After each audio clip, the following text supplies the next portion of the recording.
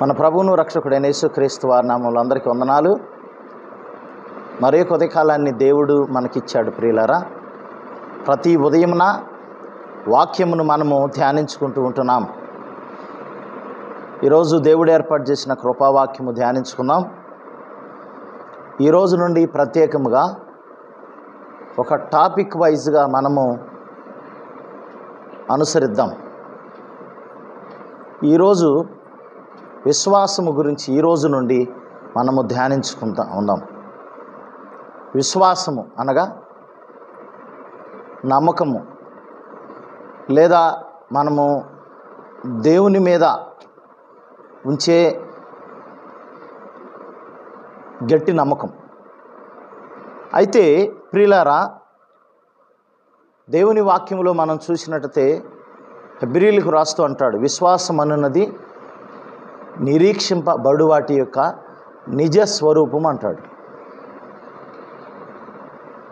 మన జీవితంలో మరి ఈ భూమి మీద ఈ జీవితం ఆరంభం నుండి అంతం వరకు కూడా విశ్వాస యాత్ర అనేది చేయాలి. ఈ జీవన శైలిలో కూడా మానవుడి విశ్వాసం మీద ఆధారపడతాడు. అనేక మంది విశ్వాసం ద్వారానే, అనేక మంది కూడా, ప్రతి మానవుడు కూడా విశ్వాసం ద్వారానే బ్రతుకుతూ ఉంటున్నాడు. బైబిల్ తెలియజేస్తూ ఉంది, నీతిమంతుడి విశ్వాసం మూలమున జీవించును అని. అంతేకాదు ప్రియులారా, దేవుని పిల్లలమైన మనము ఏ విధంగా కాగలిగాం? ఎఫెసీయులకు రాసిన పత్రిక 2వ అధ్యాయం 8వ వచనములు అంటాడు, మనము విశ్వాసం వల్ల రక్షించబడితేమే అని అంటున్నాడు.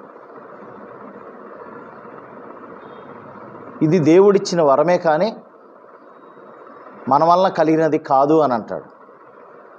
మనం రక్షించబడటానికి విశ్వాసం అనేది చాలా ముఖ్యం. రోమీయులకు రాసిన పత్రిక 10వ అధ్యాయంలో అంటాడు, 8వ వచనములో, అదేమని చెప్పుచున్నది, వాక్యము నీ యొద్దను నీ నోటను నీ హృదయంలోనూ ఉన్నది, అది మేము ప్రకటించు విశ్వాస వాక్యమే అంటున్నాడు. ఈ వాక్యము కూడా ఎలాంటిది? విశ్వాస వాక్యము అంటున్నాడు. కాబట్టి ప్రియమైన దేవుని బిడ్డలారా, 9వ వచనములు అంటాడు, అందుకని యేసు ప్రభువని నీ నోటితో ఒప్పుకొని దేవుడు మృతుల్లో నుండి ఆయనను లేపినని నీ హృదయమందు విశ్వసించిన నీవు రక్షింపబడదు అని అంటున్నాడు. మనం ఏ విధంగా రక్షించబడతాం? మన హృదయమునందు విశ్వాసం ఉంచాలి మనం. అప్పుడే మనకి రక్షణ కలుగుతుంది. నోటితో ఒప్పుకోవాలి. ఏమని? ప్రభువారు నా రక్షకుడు, నా విమోచకుడు, నా కొరకు ప్రాణం పెట్టాడు, నా కొరకు మరలా ఆయన వస్తాడు, నన్ను ఆయనతో పాటు తీసుకువెళ్తాడు ఆయన రాజ్యానికనే ఒక విశ్వాసం ఉండాలి. మెయిన్గా దేవుడు ఈజ్ ఎ క్రియేటర్ అనే ఒక విశ్వాసం మనలో ఉండాలి. కాబట్టి ప్రియమైన దేవుని బిడ్డలారా, మనకు అసలు విశ్వాసం అనేది ఏ విధంగా వస్తుంది?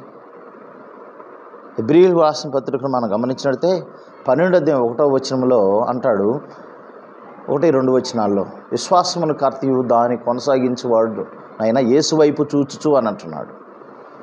అంటే మనల్ని లీడ్ చేసేది విశ్వాసానికే కర్త ఎవరో? యేసు ప్రభువారు. కాబట్టి ఆయనేందే విశ్వాసం ఉంచాలి, ఆయన్నే నమ్ముకోవాలి. అదే రోమీయులకు రాసిన పత్రిక 10వ అధ్యాయము 17వ వచనములో అని అంటాడు, కాగా వినుట వలన విశ్వాసం కలుగును, వినుట క్రీస్తును గూర్చిన మాట వలన కలుగును. మనకు విశ్వాసం అనేది ఏ విధంగా కలుగుతుంది? వినుట వలన విశ్వాసం కలుగుతుంది. ఆ వినటం కూడా ఎవరి గురించి? క్రీస్తును గూర్చిన మాట వలన విశ్వాసం కలుగును.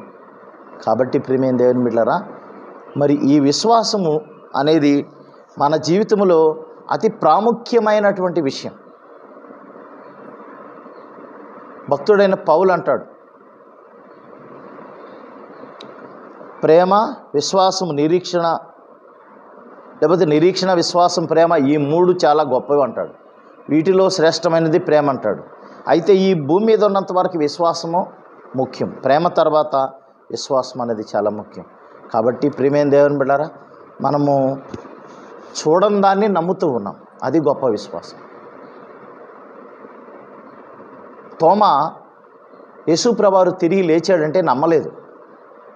శిష్యులందరూ చెప్పినా నమ్మలేదు. ఆయన్ని ప్రత్యక్షంగా చూస్తే గాను నమ్మనన్నాడు.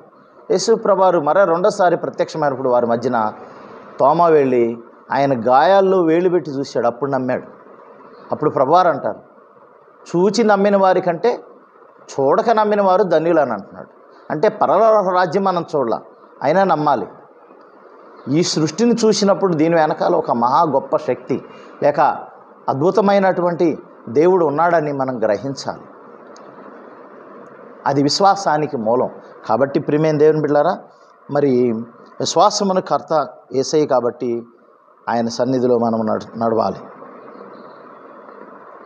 మరి మనమందరము దేవుని యందు విశ్వాసం ఉంచినప్పుడు మనమందరం ఒక సంఘంగా ఏర్పడతాం. గలతీ రాసిన పత్రికలో 6వ అధ్యాయం 10వ వచనములు అంటాడు, విశ్వాస గృహమునకు చేరిన వారు అని అంటాడు. మొట్టమొదటి ఎవరికి మేలు చేయమంటున్నాడు? విశ్వాస గృహమునకు చేరిన వారు అని అంటున్నాడు.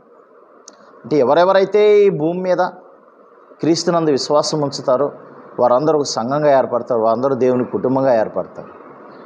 వారందరూ విశ్వాసాల సమూహాన్నే ఒక సంఘం అంటారు. కాబట్టి ప్రియమైన దేవుని బిడ్డలారా, మనం విశ్వసిద్దాం. విశ్వసించినప్పుడు దేవుడు గొప్ప కార్యాలు చేస్తాడు. దేవుడు ఉన్నాడని, ఆయన వెతికే వారికి ఆయన ఫలం దయచేస్తాడని మనం నమ్మినప్పుడే మన గొప్ప కార్యాలు చూడగలుగుతాం. నమ్మకపోతే, విశ్వాసం ఉంచకపోతే కార్యాలు జరగవు.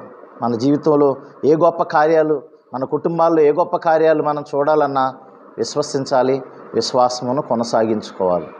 తదుపరి ఉదయమును కూడా మనం ఈ విశ్వాసం గురించి ప్రత్యేకంగా ధ్యానించుకుంటూ ఉన్నాం.